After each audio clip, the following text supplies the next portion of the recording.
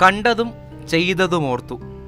അനുഭവം കുഞ്ഞക്ഷരങ്ങളായി, കുറിപ്പായി. പിന്നാലെ മന്ത്രിയപ്പൂപ്പൻ്റെ ക്ഷണക്കത്തെത്തി. ഡയറി എടുത്ത് സ്കൂൾ തുറക്കുന്ന സമയത്ത് അമ്മയും കുട്ടിയും ചേർന്ന് സംയുക്ത രചനയായിരുന്നു. പതിയെ പതിയെ അതിൽ അമ്മയെഴുത്ത് കുറയുകയും കുട്ടി സ്വതന്ത്രമായി എഴുതി തുടങ്ങുകയും ചെയ്യുകയായിരുന്നു. ഓരോ ദിവസവും അവൻ്റെ അനുഭവങ്ങളും ചിന്തകളും പ്രതീക്ഷകളും സ്വപ്നങ്ങളും എല്ലാം ഈ ഡയറിയിൽ, സങ്കടങ്ങളൊക്കെ ഉൾപ്പെട്ടിട്ടുണ്ട്. എനിക്ക് വളരെയധികം സന്തോഷമുണ്ട്.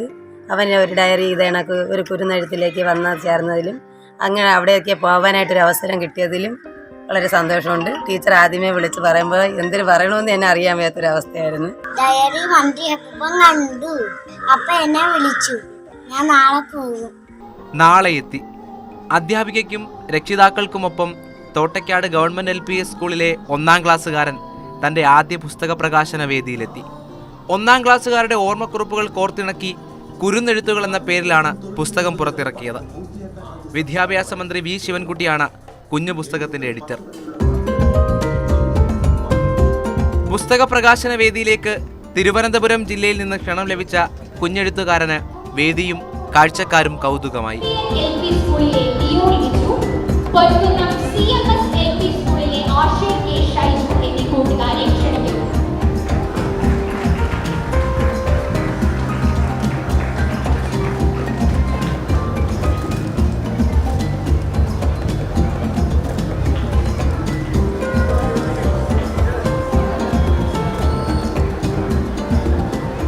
സ്വന്തം കൈയക്ഷരത്തിന്റെ ചിത്രം തിരിച്ചറിഞ്ഞപ്പോൾ പുഞ്ചിരിച്ചു.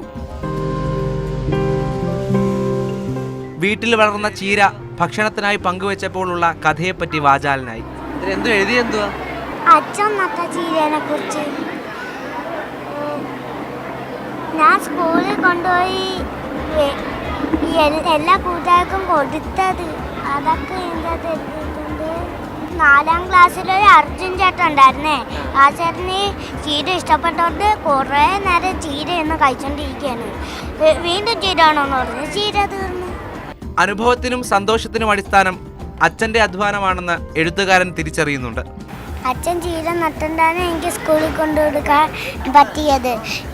ഇനി അച്ഛൻ്റെ കൂടെ കൃഷി നടും. സ്കൂളിൽ കൊണ്ടുകൊടുത്തപ്പോൾ കൂട്ടുകാരെല്ലാവരും കഴിച്ചെന്ന് എനിക്ക് നല്ല സന്തോഷമുണ്ട്. മാതാപിതാക്കളുടെ മുഖത്ത് മക്കളെത്തിയ വലിയ വേദിയുടെ സന്തോഷം. തൊട്ടിപ്പുറത്ത് പല ജില്ലകളിൽ നിന്നെത്തിയ കുഞ്ഞെഴുത്തുകാർ പുസ്തകവുമായി അഭിമാനത്തോടെ. എത്ര മനോഹരമായാണ് ഇവർ സ്വന്തം പുസ്തകങ്ങൾ ചേർത്ത് പിടിക്കുന്നത്.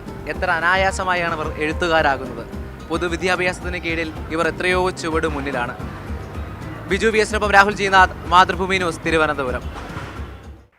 രാഹുൽ ജിനാഥ് തന്നെ ചേരുന്നുണ്ട് തത്സമയം. രാഹുൽ, ഇന്നത്തെ വിദ്യാഭ്യാസ വകുപ്പ് കുഞ്ഞുങ്ങളെല്ലാം ചേർത്ത് പിടിച്ച് അവരുടെ കഴിവുകളെ കൂടി ഉത്തേജിപ്പിച്ച് അവരുടെ ഓരോ കഴിവിനെയും ആ രീതിയിൽ പ്രോത്സാഹിപ്പിച്ച് മുൻപോട്ട് പോകുന്നുണ്ട്.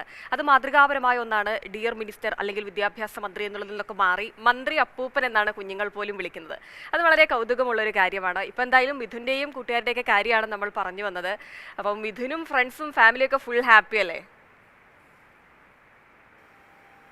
സത്യത്തിൽ മിഥുനെന്ന 1ാം ക്ലാസ്സുകാരൻ്റെ ആ ഒരു പുഞ്ചിരിയും ആ വേദിയിലെത്തിയ ശേഷമുള്ള ഭാവപ്രകടനമൊക്കെ തന്നെയാണ് അതിൽ ഏറ്റവും ആകർഷണീയമായ ഭാഗം. കാരണം പുതിയ വേദി നൽകുന്ന അതിൻ്റെ സമ്മർദ്ദം, അല്ലെങ്കിൽ ആ പുതിയ ആളുകളെ കാണുന്നു, വലിയ വേദിയിൽ അത്രമാത്രം ജനങ്ങളുണ്ടാകുന്നു, അവരെല്ലാം കാര്യം തിരക്കാൻ വരുന്നു. അതിൻ്റെ ഒരു സമ്മർദ്ദമോ ആശങ്കയോ കൗതുകമോ ഇതെല്ലാം എങ്ങനെയാണ് മാറി മറിഞ്ഞു വരുന്നത് എന്ന് കണ്ടു നിൽക്കുകയായിരുന്നു ആ വേദിയിൽ. ഇപ്പോൾ ഞങ്ങൾ ഇവിടുന്ന് വാർത്ത റിപ്പോർട്ട് ചെയ്യാൻ പോയപ്പോൾ അത് തന്നെയാണ് കണ്ടുകൊണ്ട് നിന്നത്. കാരണം ഈ പുസ്തകം വാങ്ങാൻ പോകുമ്പോൾ അവിടെ കൈയുയർത്തി കാണിക്കുകയും അത്തരത്തിൽ ആ വേദിയിൽ എന്താണ് എന്നതിനപ്പുറത്തേക്ക് ആ വേദിയിൽ കയറിയപ്പോൾ തനിക്കുണ്ടായ സന്തോഷവും തനിക്കൊപ്പം ഉണ്ടായവരുടെ സന്തോഷവും എങ്ങനെയാണെന്നാണ് മിഥുൻ പറയും. സന്തോഷം എങ്ങനെ കിട്ടി എന്നുള്ളതാണ് ഈ കഥയിലെ ഏറ്റവും പ്രധാനപ്പെട്ട ചോദ്യം.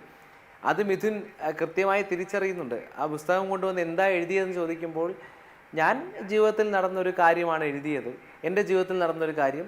എൻ്റെ അച്ഛൻ ചീരകൃഷി ചെയ്യുന്നതാണ്. ആ കൃഷി ചെയ്യുന്ന അച്ഛനെ ഞാൻ പണ്ട് മുതലേ, ജനിച്ച ഘട്ടം മുതലേ കാണുന്നതാണ്. ആ കൃഷിയിൽ ഞാൻ ഇടപെടാറുള്ളതാണ്. അതുകൊണ്ട് തന്നെ ഈ വേദിയിൽ വരുമ്പോഴുള്ള പുതുമയൊന്നും ഉണ്ടാകേണ്ട ആവശ്യമില്ല എന്നുള്ള ചിന്തയായിരിക്കും ഒരുപക്ഷെ ഇതിൻ്റെ മനസ്സിലുണ്ടായത്. ഞാൻ കരുതുന്നത് അങ്ങനെയാണ്. കാരണം ഈ ചീര, ആ വീട്ടിൽ വളർത്തിയ ചീര മറ്റുള്ളവർക്ക് കൊടുക്കുമ്പോൾ ഉണ്ടാകുന്ന സന്തോഷത്തിൽ നിന്നാണ് ഈ വേദിയിലേക്ക് എത്തുന്നത്. അതേ സന്തോഷവും അന്ന് ചീര കൊണ്ടുവന്ന ആ വിദ്യാർത്ഥിക്ക് ഉണ്ടായിരുന്ന നിഷ്കളങ്കതയും ഒക്കെ തന്നെയാണ് നമുക്ക് ഈ ദൃശ്യങ്ങളിലും കാണാൻ കഴിയുന്നത്. ഏറ്റവും പ്രധാനപ്പെട്ട ഭാഗം അവസാനം പറഞ്ഞു നിർത്തിയതുപോലെ പൊതുവിദ്യാഭ്യാസ വകുപ്പിന് കീഴിൽ അതിൻ്റെ പുതിയ പദ്ധതികൾക്ക് കീഴിൽ വിദ്യാർത്ഥികൾ എത്രമാത്രം അപ്പൊ മിഥുൻ എന്ന കൊച്ചു മിടുക്കൻ ഗംഭീരമായി തന്നെ അവന്റെ എല്ലാ കഴിവുകളെയും മുൻപോട്ട് കൊണ്ടുപോകാനും വിദ്യാഭ്യാസ വകുപ്പിന് കഴിയുന്നുണ്ട്. അപ്പോൾ ഓരോ കുഞ്ഞിന്റെയും കഴിവുകളെ ഇങ്ങനെ പരിപോഷിപ്പിച്ച് അതിനെ മുൻപോട്ട് കൊണ്ടുപോകാൻ കൈപിടിച്ചുയർത്താൻ വിദ്യാഭ്യാസ വകുപ്പിന് കഴിയട്ടെ. ഇനിയും ഇതിനെ പോലെ ഒരുപാട് മിടുക്കന്മാരായ കുട്ടികൾ ഇനിയും ഉണ്ടാകട്ടെ.